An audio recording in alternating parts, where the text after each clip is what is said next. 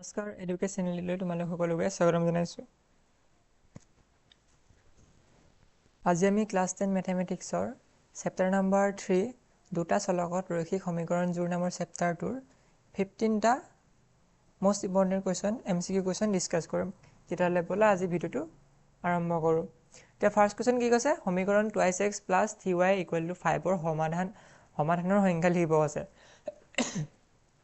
এতিয়া এইটো কাৰণে সমাধান কি হ'ব পাৰে, এতিয়া সমাধান মানে কি x আৰু y আমি ভ্যালু উলিয়াব লাগে, ঠিক আছে। এতিয়া এইটো ক্ষেত্ৰতে কি হ'ব, যদি আমি x ৰ ভ্যালু যদি 1 বহাও তেতিয়া কাৰণে y এটা ভ্যালু পাম, y কোনোবা এটা ভ্যালু পালো। ঠিক তেনেকৈ যদি আমি x ৰ ভ্যালু 2 পাওঁ তেতিয়া y কাৰণে এটা ভ্যালু পালো। মানে এইটো কি হৈছে, আমি যদি 3 পাওঁ তেতিয়াহ'লে আকৌ বেলেগ এটা ভ্যালু ওলাব। তেতিয়াহ'লে এইটো কি পাম যে ইয়াৰ সমাধানৰ সংখ্যা কিমান হ'ব, অসীম হ'ব এইটো ক্ষেত্ৰত। তেতিয়াহ'লে এনসাৰ নম্বৰ কি হ'ব, C2 হ'ব। এতিয়া ব'লা নেক্সট কুৱেশ্যন, সেকেন্ড 2 নম্বৰটো, দুটা সমীকৰণৰ ৰেখা একেবাৰে মিলিলে তেন্তে সমাধান কি হ'ব, সমাধান তাত থাকিব নে নাথাকে নে কেইটা থাকিব সেইটো লাগে। ওকে, সেইটো কাৰণে কেইটা থাকিব, অসীম সংখ্যা থাকিব। মিলি থকা ৰেখাই অসীম সমাধান দিয়ে, মানে দুটা সমীকৰণ আছিলে, এইটো এটা সমীকৰণ আৰু এটা সমীকৰণ আছে সেইটোৱে, যেনিবা তাত ক'ত থাকিব, এইটোতে ইয়াতে থাকি যাব, সেইটো সমীকৰণ ইয়াতে থাকিব। কেনেকৈ হ'ল এইটো, যেনেকৈ x + y = 2 হ'ল, ঠিক তেনেকৈ আমি এনেকৈ লিখিব পাৰোঁনে, 2x + 2y = 4। ইয়াৰ পৰা যদি 2টো কমন লৈ দিওঁ কিমান হ'ব, 2টো চবতে কাট খাই গ'লে কিমান হ'ব, x + y = 2, যিটো প্ৰথমটো সেইটো আছিলে, গতিকে কি সমাধান দুটা একেই, গতিকে কিমান হ'ব ইয়াৰ কাৰণে সমাধান কিমান হ'ব তেতিয়াহ'লে, অসীম। এতিয়া ব'লা নেক্সট কুৱেশ্যন নম্বৰ 3, যদি a1/a2 ≠ b1/b2 হয় তেন্তে তেতিয়া তাত সমাধান কেইটা থাকিব। তোমালোকে জানাই এইটো কি হ'ব, এটা সমাধান থাকিব। দুটা ৰেখাই যদি, মানে ইয়াত কি কৈছে, দুডাল ৰেখা আছে, এডাল গ'লে যোনটো বিন্দুত কাটাকাটি গৈছে তাত মানে কি আমি এটা বিন্দুৱে পাইছোঁ, মানে কি পাইছোঁ, এটা সমাধানে পাইছোঁ। অ'কে, নেক্সট যাওঁ। কুৱেশ্যন নম্বৰ 4, যদি a1/a2 = b1/b2 ≠ c1/c2 হয় তেতিয়াহ'লে তাত সমাধান কিমান নাথাকিব, এইটো লাগে। তাত সমাধান থাকিব কেইটা, সমাধান নাথাকে। যদি ৰেখাকেইডাল, এইটো মানে কি ৰেখাকেইডাল সমান্তৰাল হ'ব বুলি কৈছে। যেতিয়া ৰেখা দুডাল সমান্তৰাল হয় তেতিয়া ক'ৰবাত ছেদ কৰিব জানো, নকৰে ক'তো ছেদ, সেইটো কাৰণে এইটো ইনফিনিটিলৈকে গৈ থাকিব। বেকা আছে যেনিবা, এইটো ইনফিনিটিলৈকে গৈ থাকিব, মানে কি হ'ব তাত কেতিয়াও ইডাল ৰেখাক কটাকটি নকৰে। সেইকাৰণে কি হ'ব, ইয়াত কোনো ধৰণৰ সমাধান নাই। এতিয়া কৈছোঁ কুৱেশ্যন নম্বৰ 5, গ্ৰাফিকেল মেথড, জানা নহয় গ্ৰাফিক পদ্ধতি মানে কি বুলি কয়, লেখ অংকনত যিখিনি ব্যৱহাৰ কৰিছিলোঁ কি বুলি কয় সেইটোক, তাৰ সমাধান, তাক মানে কি বুজায়, তাক কি বুজায় সেইটো সুধিছে। অ'কে, তাক কি বুজায়, ৰেখা দুটাৰ ছেদ বিন্দু বুজায়। মানে কি এপিনে থাকে x এপিনে y, কোনোবা এটা বিন্দুত আছে যেনিবা, সেইটো কি সেই বিন্দুতে মানে ছেদ কৰাটো বুজায়। যেনেকৈ দুডাল ৰেখা ওলাইছিলে যেনিবা, এনেকৈ এডাল গ'ল আৰু এনেকৈ এডাল গ'ল, তেতিয়াহ'লে কি এই ছেদ কৰা বিন্দুটোৱে কি, সেইটোৱে কি সমাধান থাকিব, সেইটোৱে সমাধান, গতিকে সেইটোৱে কৈছিলে। নেক্সট কুৱেশ্যন যাম, কুৱেশ্যন নম্বৰ 6, x - y = 0 আৰু 2x - 2y = 0। এতিয়া এইটো কি হ'ব বুলি কৈছে, এতিয়া যদি আমি ভালকৈ চাওঁ, x - y = প্ৰথমটো 0 দিছে আৰু নেক্সটটো কি দিছে, 2x - 2y = 0, 2x = 0।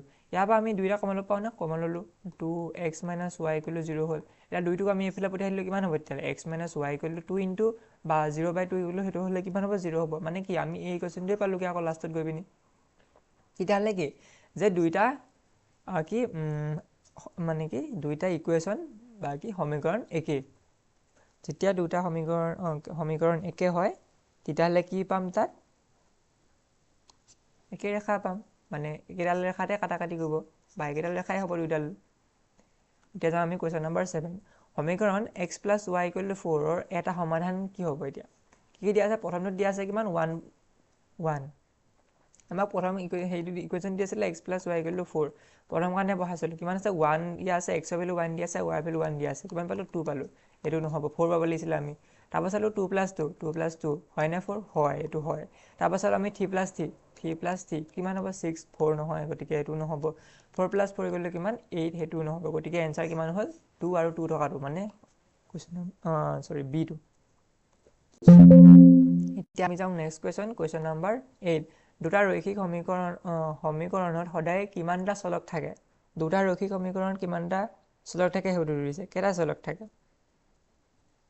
দুটা ৰৈখিক সমীকৰণ বুলি কৈ দিছে কুৱেশ্যন নাম্বাৰ 9 3x + 2y = 7 ৰ y অক্ষত ছেদ বিন্দু কিমান এতিয়া সেইটো উলিয়াবলৈ আমি কি কৰিম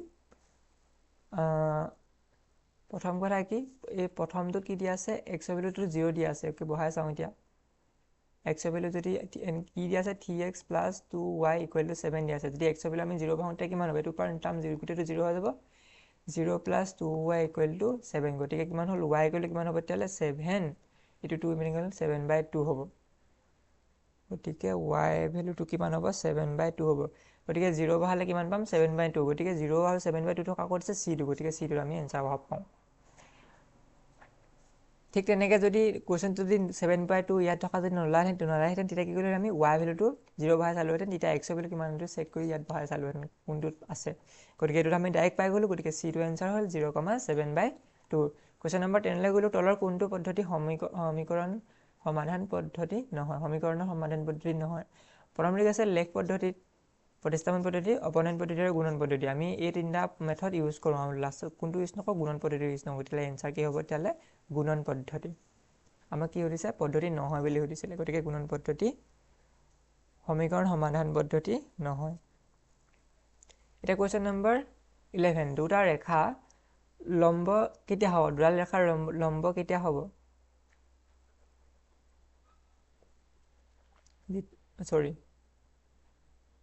সমাধান কেটা হ'ব সেইটো দিছে দুডাল ৰেখা যদি লম্ব হয় তেতিয়াহ'লে সমাধান কিমান হ'ব দুটাই হ'ব then next question যাও